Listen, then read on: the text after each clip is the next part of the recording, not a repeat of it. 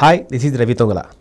సాధారణంగా మనం ఎవరికైనా ఫోన్ చేస్తే మామూలు కాల్ చేస్తాం, బాగా వేరే దూరంగా ఉంటే వాట్సాప్ కాల్ చేస్తాం. కానీ ఇప్పుడు కొత్తగా తెలంగాణలో కాంగ్రెస్ ప్రభుత్వం ఏర్పడిన తర్వాత అధికారులు, జర్నలిస్టులు, అధికారుల నుంచి అధికారులు, లేకపోతే అధికారుల నుంచి ఉన్నతాధికారులు అందరూ ప్రశాంతంగా నార్మల్ కాల్లో మాట్లాడుకుంటున్నారంట. సో నార్మల్ కాల్లో మాట్లాడుకోవాల్సిన కూడా అంత గొప్పగా ఏముంది, అంత పర్టికులర్గా చెప్పుకోవాలంటే, ఎందుకంటే అంత ముందు వరకు వాళ్ళంతా వాట్సాప్ కాల్లో మాట్లాడుకున్నారు. మరి వాట్సాప్ కాల్లో ఎందుకు మాట్లాడుకున్నారు, నార్మల్ కాల్లో ఎందుకు మాట్లాడుకోవాలి, ఏం జరిగింది? సో దీనిపై మరిన్ని వివరాలు మనం సిఎస్ రావుని అడిగి తెలుసుకుందాం. సార్ నమస్కారం. సార్ నమస్తే రవి. సార్, ఇప్పుడు మామూలుగా ఎవరైనా నార్మల్ కాల్ చేసుకుంటారు, కానీ పర్టికులర్గా ఇప్పుడు నార్మల్ కాల్తో మాట్లాడుకుంటున్నారు అంటున్నారు. సో మొన్నటి వరకు వాట్సాప్ కాల్లో మాట్లాడుకున్నారా? పర్టికులర్గా వాట్సాప్ కాల్ ఎందుకు మాట్లాడుకున్నారు? సో ఇప్పుడు ఏంటంటే ఇది చాలా చిన్న విషయంగా కనిపిస్తుంది, కానీ ఇది చాలా పెద్ద అంశం. ఇది ఓకే, చాలా పెద్ద అంశం. ప్లస్ స్వేచ్ఛ వాయువులు వచ్చేసినట్టు తెలంగాణలో పోయి స్వేచ్ఛా వాయువులు వచ్చినట్టు అధికారులు, అధికార యంత్రాంగం ఫీల్ అవుతుంది. రాజకీయ రంగంలో ఉండేటువంటి ప్రముఖులు కూడా ఫీల్ అవుతున్నారు. ఎందుకనంటే ఈ మధ్యకాలంలో ఒక పొలిటికల్ లీడరు, సిటీకి సంబంధించినట్టు హైదరాబాద్ సిటీకి సంబంధించిన ఒక పొలిటికల్ లీడరు గోవా వెళ్తే ఆయన తిరిగి రాగానే ఒక పోలీస్ అధికారి, మీరు గోవాలో ఎన్ని రోజులు ఉన్నారు అక్కడ అని చెప్పి అడిగితే ఆశ్చర్యపోయాడు. అసలు అతను గోవా ఎప్పుడు 3 రోజులు ఉండొచ్చారా అని చెప్పి అడిగితే, అసలు గోవా వెళ్ళింది వీళ్ళకి ఎలా తెలుసు, 3 రోజులు నేను ఉందని ఎలా తెలుసు అని చెప్పి ఆయనకి మైండ్ బ్లాంక్ అయిందంటే. ఓకే, అంటే ఏ స్థాయిలో పోలీసులు లేదంటే ఇంటెలిజెన్స్ వాళ్ళు నిఘా పెట్టి ఫోన్ ట్యాపింగ్ చేస్తున్నారో అర్థమవుతుంది. ఇప్పుడు కేసీఆర్ గవర్నమెంట్లో ఏమైందంటే పోలీస్ యంత్రాంగంలో ఉండేటువంటి వాళ్ళకి కొంతమంది కీలకమైనటువంటి వాళ్ళకి కానీ ప్రభుత్వ వ్యతిరేకంగా ఉన్నారనే అనుమానం వచ్చినప్పుడు, అలాగే రాజకీయ నాయకులు కానీ, కంప్లీట్ రాజకీయ నాయకులు అయితే అన్ని ప్రతిపక్షాలు కానీ, నీకు ఎవరైనా సరే, తర్వాత జర్నలిస్టులు ఎవరైతే వ్యతిరేకంగా ఉన్నారో కొంచెం కీలకమైన వాళ్ళందరూ మొత్తం రికార్డింగు ప్రభుత్వానికి యాంటీ మాట్లాడుకొని ఏదంటే ఇమీడియట్గా ట్యాప్ చేయటం, వాళ్ళని రాజద్రోహం కేసు కింద పెట్టడం, లేకపోతే ఇంకో రకంగా కేసులు పెట్టి జైలు పంపించి ఇదే జరిగింది. ఒక అప్రకటిత ఎమర్జెన్సీ తరహాలో ప్రభుత్వం కేసీఆర్ది నడిచిందంటానికి ఇవాళ సచివాలయంలో మాట్లాడుకుంటున్న పరిస్థితి ఏంటంటే, ఒకరికొకరు ఫోన్ నార్మల్ కాల్ చేసుకుంటున్నారు. ఓకే, నార్మల్ కాల్ చేసుకుని హలో సార్, గుడ్ మార్నింగ్, ఎలా ఉన్నారు, ఏంటంటే ఆశ్చర్యపు ఏంటి రోజు వాట్సాప్ కాల్ చేసే వాళ్ళు ఇవాళ ఏంటి నార్మల్ కాల్ చేసారు ఏంటని చెప్పి ఒకరికొకరు మాట్లాడుకుంటున్నట్టు పరిస్థితి సచివాలయంలో కనిపిస్తుంది.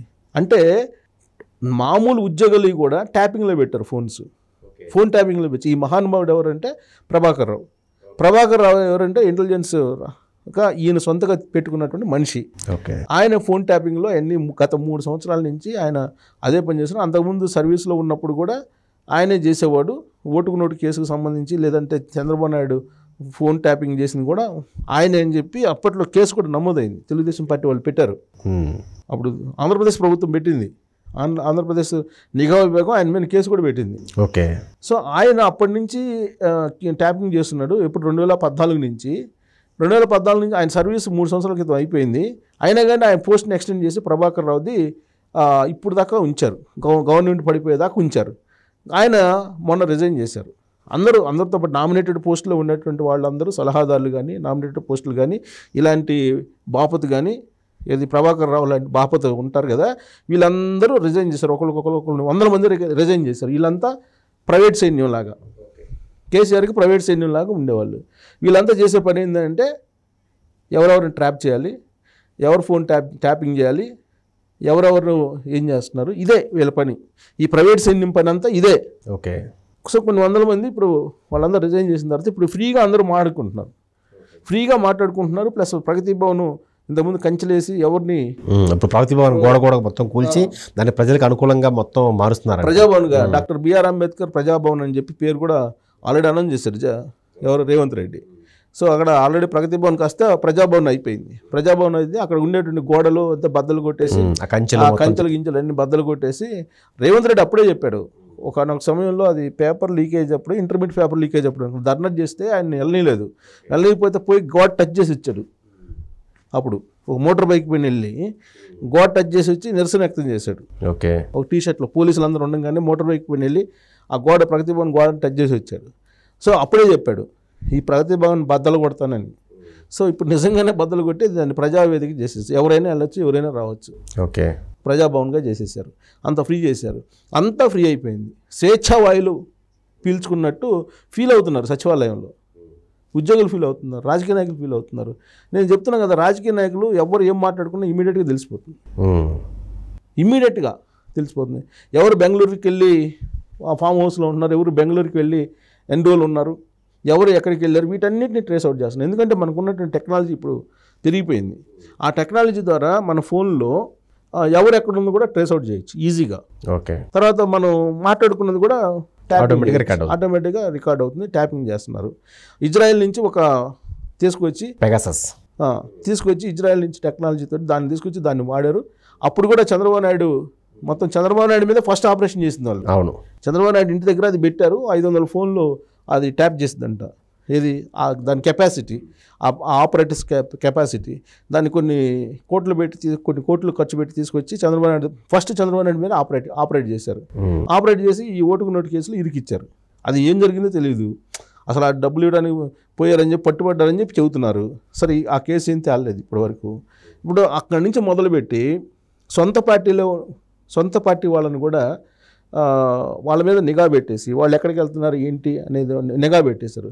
దాంతో వాళ్ళు ఏం చేశారు, అసలు వాళ్ళ ఫోన్ కాకుండా ప్రైవేట్ సిమ్ములతోటి ఏదో వేరే వాళ్ళ పేరుతోటి సిమ్ములు తీసుకొని ఆ సిమ్ములు మాట్లాడుకునే పరిస్థితికి వచ్చారు.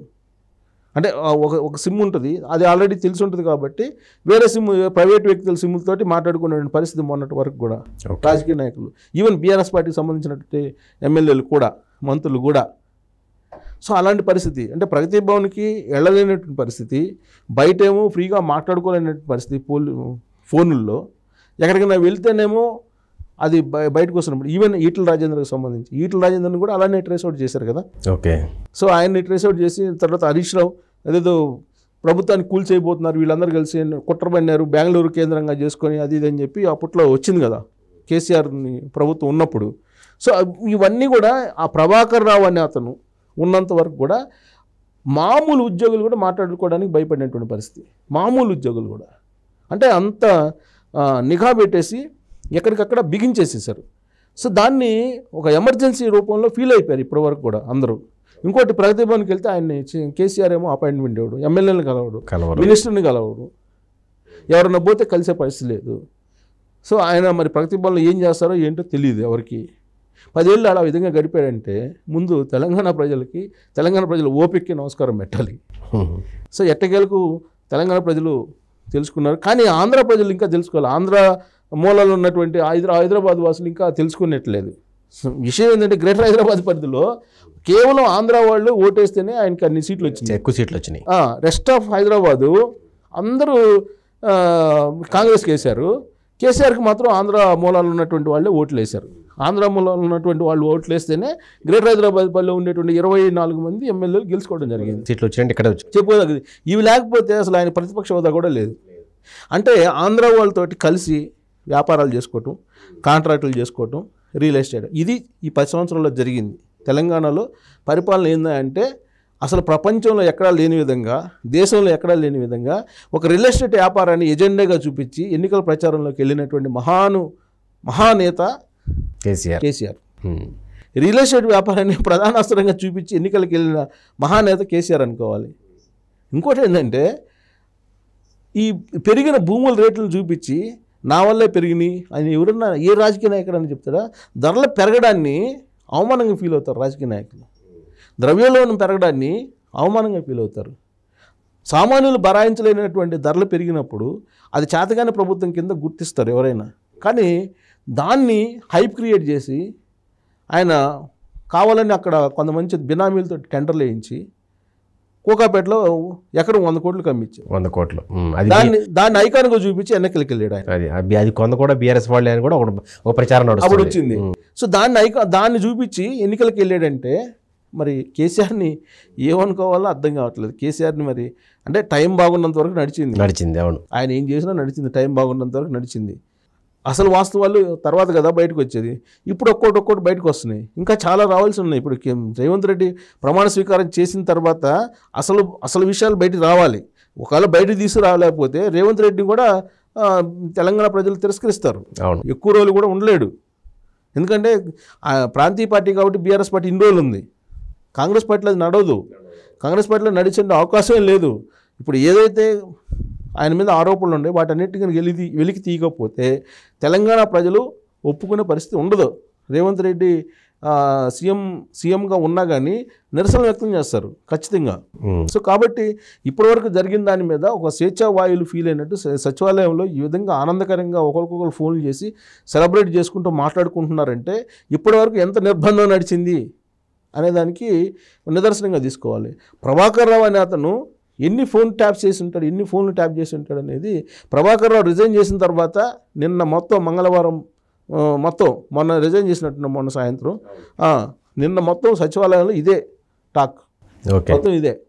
సో ఐఫోన్ కొన్నోడు కూడా ఫేస్ టైం అని ఒకటి ఉంటుంది. ఫేస్ టైంలో మాట్లాడుకుంటారు. జనరల్ కాల్ ఎవరు మాట్లాడుకోరు, ఫేస్ టైంలో మాట్లాడుకుంటారు. ఎందుకు ఆండ్రాయిడ్ అయితే కొంచెం ట్యాంపరింగ్ చేసి కానీ దీన్ని ట్యాప్ చేయడానికి కొంచెం ఈజీగా ఉంటుంది ఆండ్రాయిడ్. అందుకని ఐఫోన్లు కూడా తీసుకున్నారు. ఐఫోన్లు తీసుకుని కూడా ఐఫోన్లు కూడా ఐఓఎస్ సిస్టమ్ని కూడా వాళ్ళు ట్యాప్ చేసే పరిస్థితి. అందుకే వాళ్ళు ఫేస్ టైంలో మాట్లాడుకునేవాళ్ళు మంత్రులు కానీ ఎమ్మెల్యేలు కానీ ఉద్యోగులు కానీ వీళ్ళందరూ. సో కేసీఆర్ మరి 10 సంవత్సరాల పాటు మరి ఉద్యమం అంతకుముందు ఉద్యమం ఎలా నడిపారో ఆ తర్వాత ప్రపాలన ఎలా చేశారో మరి ఆయనే చేసుకోవాలి. ఈవెన్ ఓడిపోయిన తర్వాత కూడా జనరల్గా ఓడిపోయిన తర్వాత బయటకు వచ్చి మాట్లాడతారు. కానీ ఆయన నేరుగా వెళ్ళిపోయేసి రిజైన్ లెటర్ కూడా గవర్నర్ని కలిసి ఇవ్వకుండా ఆయన ఎవరితో పిఎస్ తోటి పంపించేసి రిజైన్ లెటరు పోయి ఫామ్ హౌస్లో కూర్చున్నాను. ఫామ్ హౌస్లో కూర్చొని కనీసం మాట్లాడాలి కదా. అవును, గెలిచిన వాళ్ళు ధన్యవాదాలు చెప్పాలి కదా. ఎవరైనా సహజంగా చెప్తారు, ధన్యవాదాలు చెప్తారు, అది కూడా చెప్పాలి. అందుకే రాధాకృష్ణ ఒక పెద్ద అహంకారి కేసీఆర్ అనేటువంటి ఆర్టికల్ రాశాడు. రాధాకృష్ణకి కేసీఆర్ గురించి బాగా తెలుసు. అవును, అందరికంటే బాగా తెలిసింది అంటే రాధాకృష్ణ కేసీఆర్ గురించి. ఎందుకంటే నేను సుదీర్ఘమైన జర్నలిజం ప్రయాణం చేశారు కాబట్టి ఆ సందర్భంగా ఆయన జీరో నుంచి ఆయన లైఫ్ ఏంటనేది రాధాకృష్ణ గారికి తెలుసు. అందుకని ఒక పెద్ద అహంకారి, ఆ అహంకారమే ఈ పరిస్థితికి తీసుకొచ్చింది అతన్ని అని చెప్పి ఒక ఆర్టికల్ మొన్న రాశారు. ఓకే. సో ఇప్పుడు కూడా ఆయన ఓడిపోయిన తర్వాత కూడా కనీసం రియలైజ్ కాకుండా ఆ విధంగా పోయాడంటే రెక్లెస్గా గవర్నర్ని గౌరవించాలి. రాజీనామా చేసేటప్పుడు కనీసం వ్యవస్థలను గౌరవించాలి. ఆ తర్వాత వాళ్ళకి కనీసం బీఆర్ఎస్ పార్టీకి ఓట్లు వేసిన వాళ్ళకి కూడా ధన్యవాదాలు తెలపాలి కదా. అది చెప్పలేదు. సో అంటే రాజకీయాల నుంచి విరమించుకుంటున్నాడా అని డౌట్ వస్తుంది నాకు. ఎందుకంటే కేటీఆర్ సార్ చెప్పించాడు ఆ మాట. అవును, మరి కేసీఆర్ శాశ్వతంగా రాజకీయాల నుంచి విరమించుకుంటున్నారా అనే అనుమానాలు కూడా వస్తున్నాయి ఇప్పుడు. సో కాబట్టి మరి కేసీఆర్ పెట్టినటువంటి ప్రైవేట్ సైన్యం అంటే సీనియర్ ప్రైవేట్ సైన్యం అనుకోవాలి దీన్ని. రిటైర్ అయినటువంటి వాళ్ళందరినీ కూడా ఎక్స్టెండ్ చేసాడు మళ్ళీ. ఓకే, ఎక్స్టెండ్ చేసి సలహాదారుల పోస్టులు కొంతమందికి ఎక్స్టెండ్ చేసి ప్రైవేట్ సైన్యం లాగా సీనియర్స్ డిపార్ట్మెంట్లో సుదీర్ఘకాలం పాటు పనిచేసినప్పుడు ఆ డిపార్ట్మెంట్ మీద కమాండ్ ఉంటుంది కదా. సో వాళ్ళందరినీ సీఎండీగా ఇప్పుడు ప్రభాకర్ రావు. సో వీళ్ళందరినీ దాదాపు చాలామందిని పెట్టారు. కొన్ని లక్షల శాలరీస్ ఇచ్చి ఆ శాలరీసే దాదాపు కొన్ని 100 కోట్లు ఉన్నాయి అంటే వాళ్ళకి ఇచ్చే శాలరీసే. సో ఒక ప్రైవేట్ సైన్యాన్ని, సీనియర్ సైన్యాన్ని, ప్రైవేట్ సైన్యాన్ని నడిపారు. రిటైర్డ్ సైన్యాన్ని నడిపాడు. సో సరే పాపం ప్రకృతి అనేది ఎప్పుడు ఒకలాగా ఉండదు కదా. ఇప్పుడు అఫ్కోర్స్ ఎదుటి వాళ్ళకి చేత కాకపోయి ఉండొచ్చు కొన్ని రోజుల పాటు, బట్ ప్రకృతి అనేది బలమైంది కదా. సో రోసీ చెప్తుంటాడు, అప్పుడు చెప్పేవాళ్ళు అనమాట. రాజశేఖర రెడ్డి చనిపోయినప్పుడు ఆయన విధి చాలా బలీయమైనది, దానికి ఎవరైనా సరే మనం తలగాల్సిందే అని చెప్పి ఒక మాట చెప్పేవాళ్ళు. రాజశేఖర రెడ్డి చనిపోయినప్పుడు ఆయన ప్రమాణ స్వీకారం చేస్తూ ఆయన నాకు ఇష్టం లేదు, కానీ ఇలాంటి దురదృష్టమైన పరిస్థితుల్లో, బాధాకరమైనటువంటి పరిస్థితుల్లో నేను బాధ్యతలు స్వీకరించడం అనేది నాకు అసలు చాలా ఇబ్బందిగా ఉంది. అయినప్పటికీ విధి బలీయమైనది, తప్పదు, ఎవరైనా తలంచాల్సిందేను అని చెప్పి చెబుతాడనమాట. అలా కేసీఆర్ ఈ పరిస్థితికి రావడానికి కారణం ఏంటంటే ప్రకృతి ఎప్పుడు క్షమించదు ఎవరిని. సో ఒక రోజు కాబట్టి 2 రోజులు ఎంతమంది కరోనా టైంలో అసలు గవర్నమెంట్ పట్టించుకుందండి. కరోనా టైంలో ఏం చేశారు, ప్రైవేట్ హాస్పిటల్కి వదిలిపెట్టేసి జనాలను ఒక్కొక్కరు 50 లక్షలు, 60 లక్షలు, 70 లక్షలు, ₹1,00,00,000 బిల్లులు వేశారు. అదే పక్కన తమిళనాడులో ఉన్న సీఎం ఏం చేశాడు, హాస్పిటల్ అన్నింటి ప్రైవేట్ హాస్పిటల్ని కూడా గవర్నమెంట్ ఆధీనంలో తీసుకొని సామాన్యులు కూడా వైద్యం అందించేటువంటి నిర్ణయాలు తీసుకున్నారు. సో ఇలాంటివన్నీ అనుభవించారు. ఆ రోజునే తెలంగాణ ప్రజలు తిరగబడ్డారు చాలామంది, గవర్నమెంట్ పట్టించుకోవట్లేదని. చివరిలో వచ్చాడు ఆయన కరోనా అయిపోయే టైంలో. అంటే ఇవన్నీ కౌంట్ అవుతాయి కదా తెలంగాణ సమాజంలో, కౌంట్ అయ్యి. కానీ ఆంధ్ర మూలలో ఉన్నటువంటి ఓటర్లు మాత్రం ఇంకా కనువిప్పు కలగలే ఇక్కడ అని అనిపిస్తుంది ఈ రిజల్ట్ని బట్టి చూస్తే. మిర్చిని కాదు, అంటే హ్యాపీగా బిజినెస్లు చేసుకుంటున్నారు. ఇప్పుడు వచ్చిన తర్వాత తెలంగాణలో బీఆర్ఎస్ వచ్చిన తర్వాత, కేసీఆర్ ప్రభుత్వం వచ్చిన తర్వాత వాళ్ళతో కలిసి ముడుపులు ఇచ్చేసి వాళ్ళు హ్యాపీగా బిజినెస్లు చేసుకుంటున్నారు. పారిశ్రామికవేత్తలు కానీ, వ్యాపారవేత్తలు కానీ, వీళ్ళందరూ పనులు అయిపోతున్నాయి.